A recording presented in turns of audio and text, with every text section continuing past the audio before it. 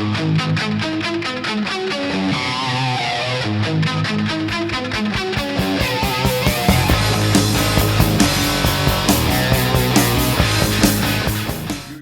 Bald Rhino back with a first and probably last SGC reveal. Yes, I did do it. I decided, hey, I'm going to go ahead and send a bulk order to SGC. This was before they went haywire and said they couldn't meet deadlines anymore.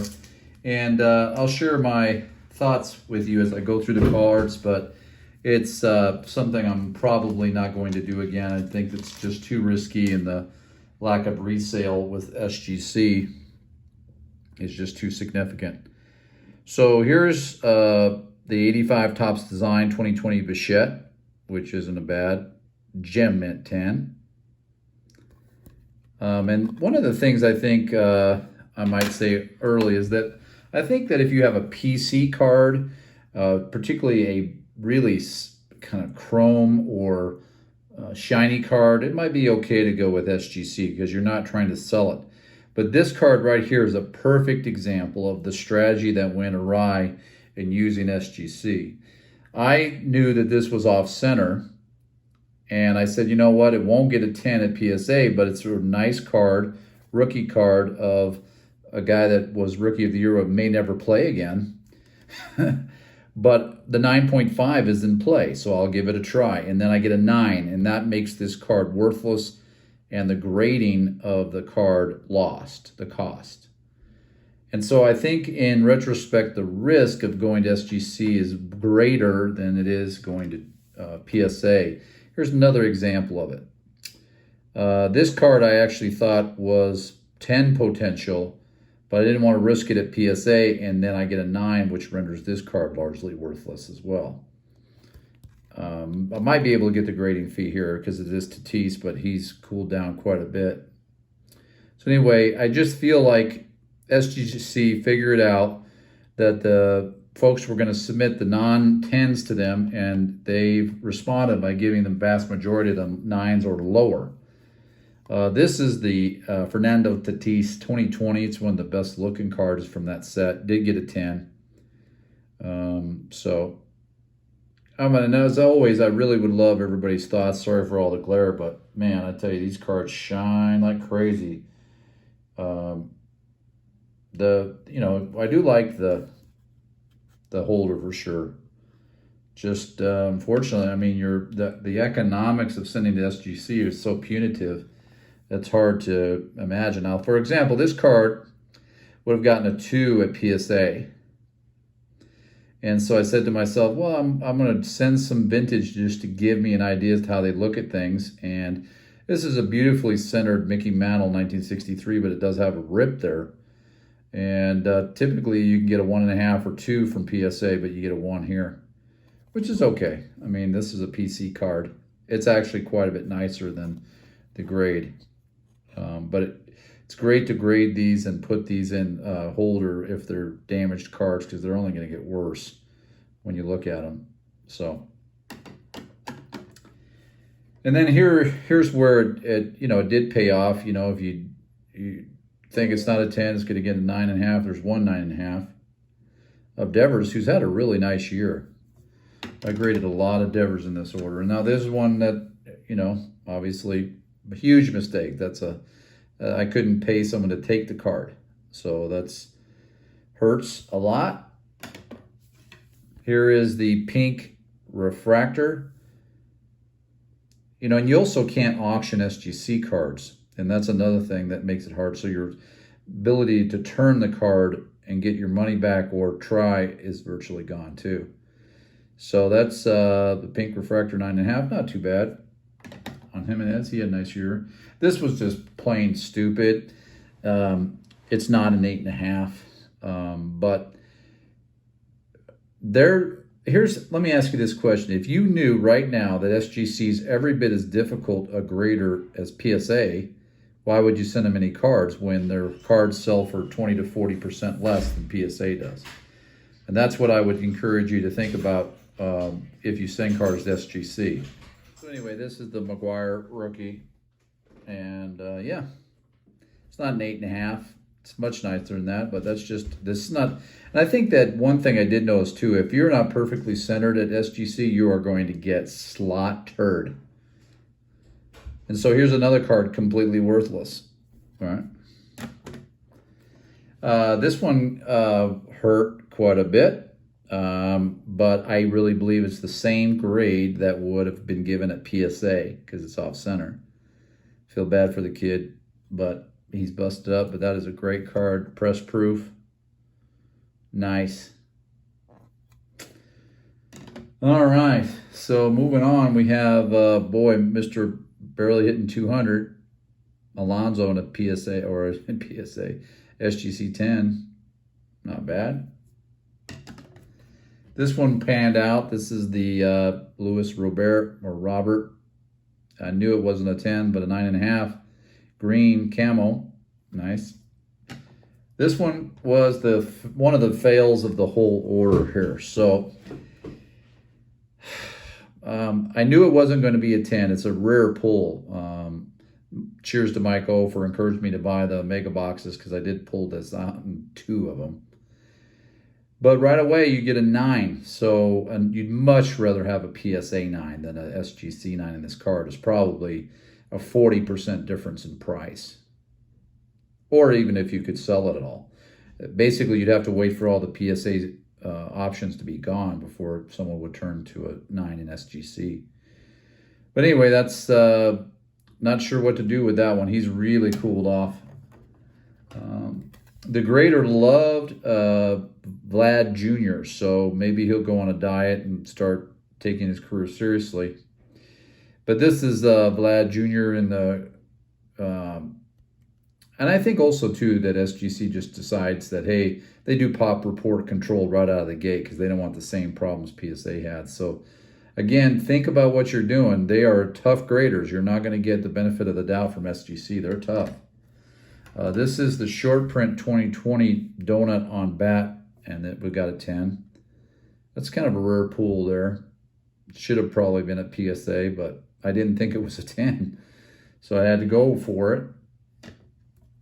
My whole strategy was if a card looked perfect, it's going to PSA. Otherwise, it's going to go to SGC. And I thought that the turnaround times would be faster, but they turned out to be roughly a little faster, but not much. Gavin Lux, 10.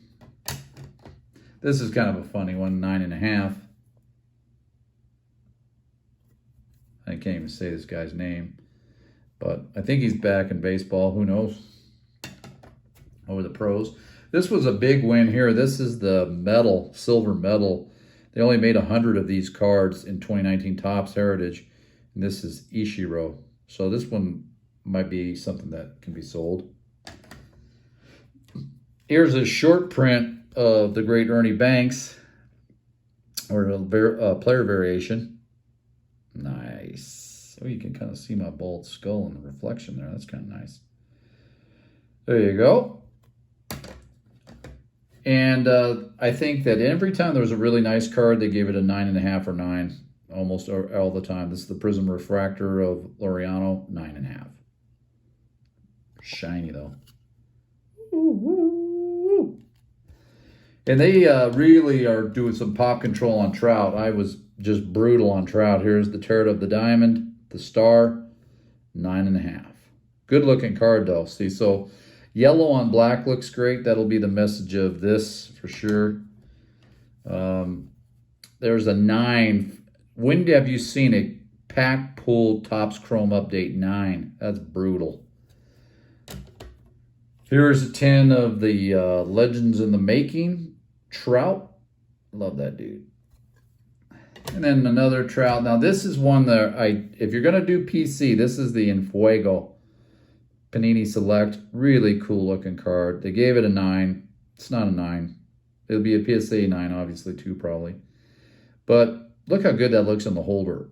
So that's one positive, is if you're gonna keep it, it might look okay. Not great, but all right. Here's an Austin Meadows. This is a tough graded card in any with PSA or SGC, 9.5. Not too bad. And you'll see here I graded way too much Yordan Alvarez. I mean, he's, if you believe the reports on the internet, he could be done. And that is not good. I mean, not just done for this year. He has, I guess, some kind of tendonitis that's extremely rare. It's hard to get rid of. So anyway, I can't sell that for anything right now. Here's a Bichette 10. He's a good player. I mean, it's amazing how 2020 class was kind of disappointing. But he was a player, for sure. Here's Yordan 9.5.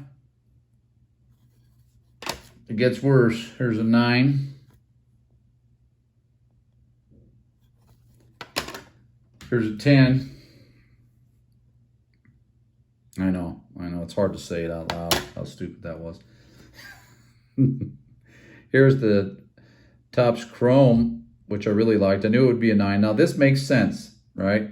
You submit it, hoping to God you get a 9.5, because it's not going to be a 10 at PSA. You get the 9, and then it's punitive with SGC. Whew. We'd much rather have a PSA 9 than a SGC 9. Same kind of a thing with the guy, I can't say his name. Same deal here. If you're going to get a 9, boy, that hurts. The gold Judge in 2020 has a chip there that I don't remember seeing. Here is the Platinum Acuna. Now, this worked out because these are tough 10s anywhere, so that's cool. You have the Eloy Jimenez Player Variation. Nice. This one turned out okay. Chris Paddock, Action Variation, Gem at 10. Going back to Yordan, 10. Another mistake here. This would be a great PSA 9, not so much with Juan Soto, but look at the shine on that card inside the black tux, which is pretty nice. So again, that's the kicker, right? If you're going to keep that card and you don't care, then it looks much better in that slab. Here's a 10 of Eloy. Here's a 10 in the holiday of the Acuna, who is just starting to fire up. Here's the 9 of the greatest player in history, Gleyber Torres. Here is, what is this? Tatis in the update. Would have been nice to have that a couple weeks ago, for sure. Here is the great Fernando Tatis, Bowman's Best. Nice. I love that card. It's pretty nice. Alonso, Chrome, 9. Ouch. Gavin Lux, another 10. Not too bad. Bo Bichette, 10. 9.5. 9. Brutal. The great Juan Soto 2020 gold in a 9.5, that's kind of how you hope it turns out. And then again, I don't know, population control or whatever, but I looked this card over. This was really disappointing. This is I think he's actually going to turn out pretty good. This is Alex Verdugo's Prism Refractor Rookie, and it's a 9. You can't tell me that PSA is going to be tougher than that on that card. So you'd rather have it. So I'd love to hear if people think I should break out some of these, or if they agree with me, never go to SGC again. I just don't see the upside. I just only see the pure downside. More cards to come, probably another 50 or 80 of them or so. Thanks for tuning in. Take care.